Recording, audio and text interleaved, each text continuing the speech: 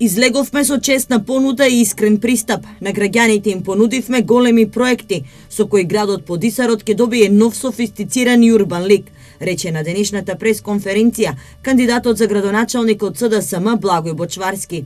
Зборувавме за изградба на брана на реката Отиња, проект кој што ќе стане реалност во наредниот период.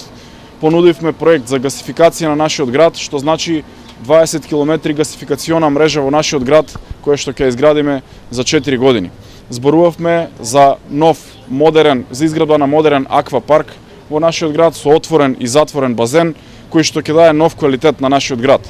Зборувавме за намалување на цената на водата за 10%, намалување на сметките за смет за уште 10%. Бочварски уште еднаш ја побара поддршката од штипјани.